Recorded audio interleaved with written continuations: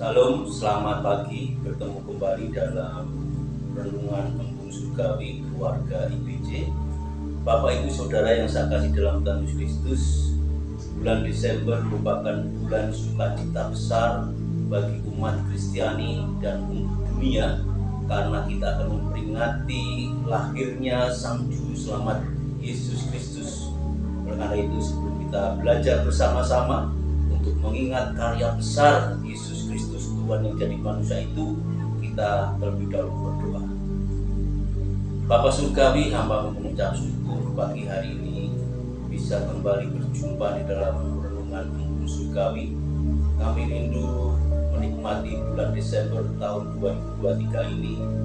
Engkaulah jalan dan kebenaran dan hidup.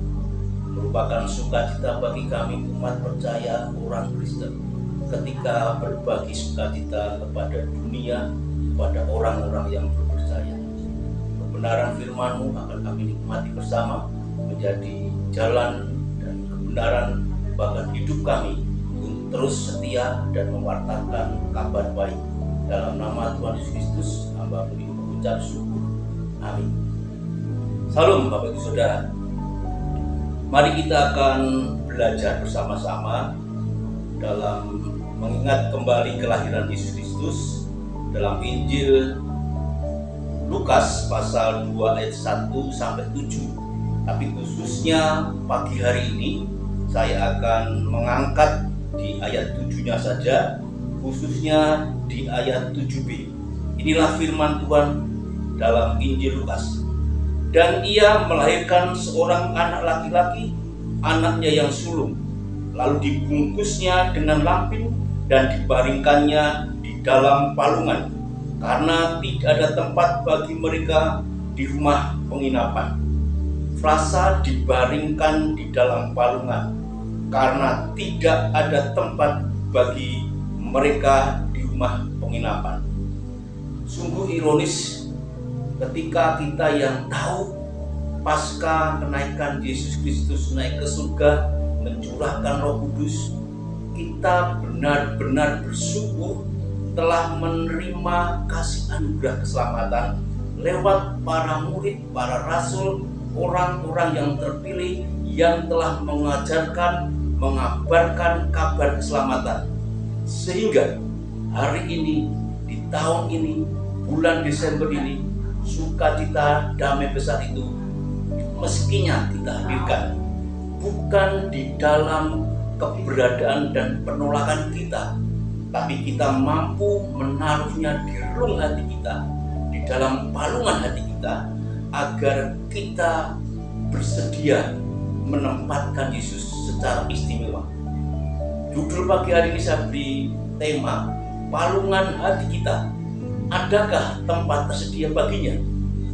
Inilah yang ironis, yang terkadang kita sebagai umat Kristen menyepelekan kasih anugerah Yesus Kristus yang Tuhan sudah berikan lewat para martir, para murid, para rasul, orang-orang pilihan, sehingga kabar baik keselamatan itu tiba di tempat di mana kita masing-masing berada, tempat di mana kita meski menyediakan diri kita untuk menjadi palungan Yesus Kristus, supaya tidak dikatakan bahwa mereka, Yesus Kristus, Maria dan Yusuf, tidak ditolak, tetapi kita memberi diri sebagai palungan yang penuh dengan sukacita, karena Yesus Kristus adalah Raja segala raja, Raja di atas segala raja.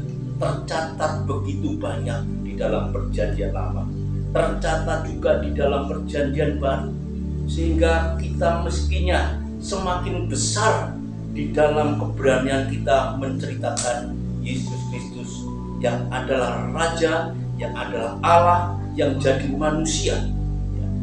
Bukti data dalam perjanjian lama saya sebutkan antara lain adalah Mazmur pasal 5 ayat 2, Rajaku dan Allahku. Mazmur 24 ayat 7 sampai 10, Raja kemuliaan. Mazmur 29 ayat 10, sebagai Raja untuk selama-lamanya.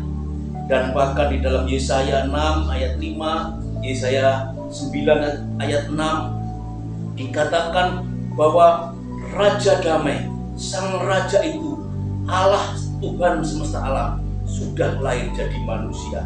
Terlebih ketika Perjanjian Baru, Matius mencatat dalam Injilnya pasal 16:28 mengatakan bahwa anak manusia sebagai raja dalam kerajaannya.